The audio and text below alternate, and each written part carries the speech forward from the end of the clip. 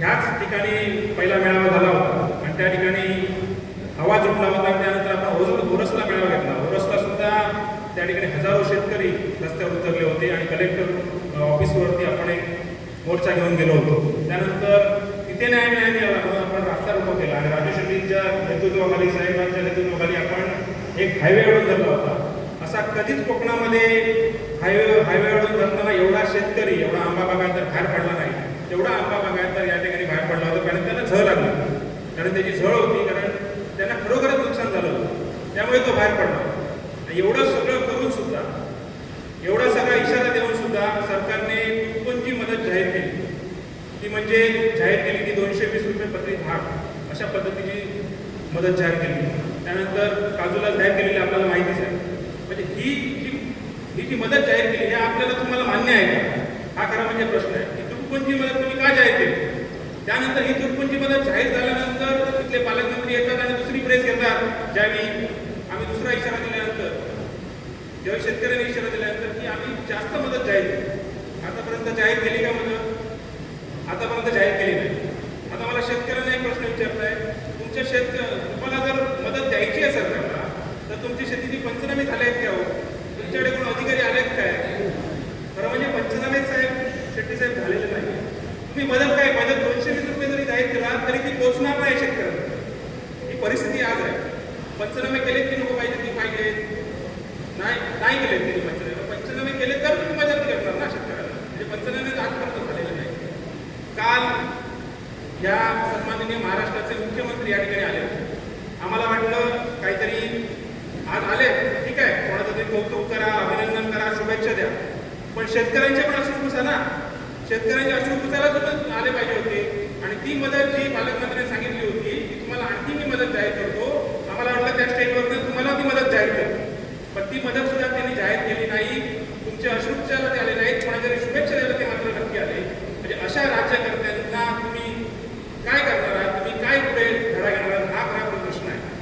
आम्ही आकृत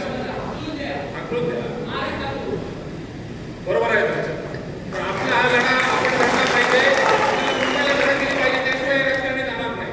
त्यामुळे दुसरा एक प्रश्न मांडायचा आहे मला. इथले आम्ही राजू शेट्टी साहेबांबरोबर 2 ठिकाणी गेलो बाजार समितीमध्ये. बाजार समिती मुंबईची केली, पुन्हा बाजार समिती केली. राजू शेट्टी साहेबांनी सांगितलं आमचा आंबा देवगड हापूस म्हणून तुम्ही विकताय ना, तो देवगड हापूस म्हणूनच विकायचा. जर कलकत्ता कर्नाटकचा आंबा जर विकला इथे आणून तर तुमचा बाजार उधळणार आम्ही. अशी भूमिका राजू शेट्टी साहेबांनी तुमच्या आज बाजाराला, आज आंब्याला भाव आहे, आज भाव जो मिळतोय त्यावेळी अशी भूमिका घेतली तुमचा बाजार उधळणार म्हणून. आणि आम्ही सुद्धा त्यांच्याबरोबर होतो आणि बाजार उधळणार म्हटल्यावरती ते बाजार समितीवाले घाबरले आणि त्यांनी ती पण ग्वाही दिली राजू शेट्टी साहेबांना की तुम्हाला बाजार लावायला म्हणजे आम्ही हापूसचा, खास देवगड हापूसचा किंवा रत्नागिरी हापूसचा कोकणाचा स्टॉल लावण्यासाठी जागा उपलब्ध करून देऊ. आज ही सुद्धा ग्वाही पुणे बाजार समितीने साहेब आपल्याला दिली आणि मुंबई बाजार समितीने दिली. म्हणजे अशा पद्धतीचं आंदोलन, म्हणजे तुम्हाला फक्त रस्त्यावर आणायचं नाही आहे की रस्त्यावरती उतरून आंदोलन करायचं नाही आहे, पण जो शेतकऱ्यांना भाव मिळाला पाहिजे, जो शेतकऱ्यांना बाजार उपलब्ध झाला पाहिजे, अशा पद्धतीची लढाई राजू शेट्टी साहेब लढतायत आपल्यासाठी. त्याबद्दल त्यांचं अभिनंदन आणि टाळ्या केल्या पाहिजे. आता लोकप्रतिनिधींचा कोणीतरी विषय काढला इथे, बरोबर. मी त्यावेळेस रास्ता रोकोच्या वेळेस आम्ही विषय मांडलेला, कोण लोकप्रतिनिधी आहे तुमच्या आता आज तुमच्यावर संकट आलंय ना, कोण लोकप्रतिनिधी आहेत? आता स्टेजवरचे लोकप्रतिनिधी आहेत, गावडे साहेब मगाशी तळमळीने बोलले, विष्णू गाडी साहेब आहेत. आज सत्ताधारींपैकी कोणी लोकप्रतिनिधी तुमच्यावर नाही आहे, तुमच्या दुःखात सहभागी नाही आहे, तुमच्यासाठी ते प्रश्न मांडत नाही आहे. आणि हे बिचारे जे ज्या ठिकाणी पराभव झाला आहे त्यांचा, ते मात्र तुमच्यासाठी हक्काने भांडतायत. ते मात्र आहेत ना तुमच्याबरोबर हक्काने भांडतायत ना, ते तुमच्या हक्काने भांडतायत, पराभव होऊन सुद्धा तुमच्याशी हक्काने भांडतायत. असे जी तुमच्या दुःखाची जाणीव ज्यांना आहे ते लोकप्रतिनिधी तुम्ही निवडून दिले पाहिजे त्याच्या पुढे, अशी मी त्या ठिकाणी विनंती करेन. खरं म्हणजे आम्ही हे पण प्रश्न मांडलेले आहेत. कृषी अधिकारी त्या ठिकाणी होते, कृषी अधिकाऱ्यांना सांगितलेलं आहे जो कोण तक्रार करेल ह्या औषध विक्रेत्यांबद्दल त्या ठिकाणी आम्ही धाड बांधल्याशिवाय राहणार नाही. त्यांनी आपलं स्टॉक रजिस्टर मेंटेन केलं पाहिजे, कारण ही बोगस जी औषधं विकतायत त्याच्यामध्ये पाणी घालून सुद्धा विकतील. तुम्हाला काय करणार आहे?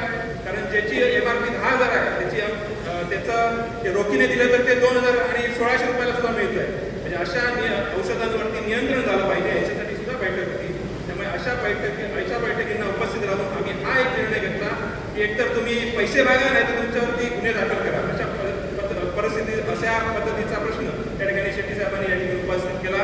खरं म्हणजे आम्हाला सांगायचं आहे की हा लढा आमचा जो आहे लढा तो खरं म्हणजे शेवटपर्यंत नेला पाहिजे. का नेला पाहिजे? कारण आता हा जो लढा नेला आहे आपण तो मुंबईपर्यंत जायचा भाग देतील साहेब, बरोबरच तो नेला पाहिजे.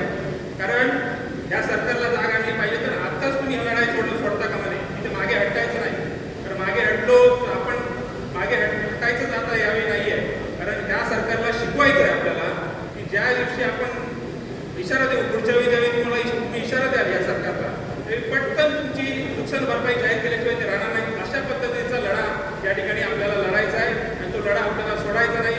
पूर्णपणे आम्ही तुमच्या पाठीशी आहोत. आम्ही राजकीय म्हणून नाही, आम्ही बागायतदार म्हणून, आम्ही एक शेतकरी म्हणून तुमच्या पाठीशी कायम राहू, अशी मी या ठिकाणी ग्वाही देतो आणि थांबतो. जय हिंद, जय भारत.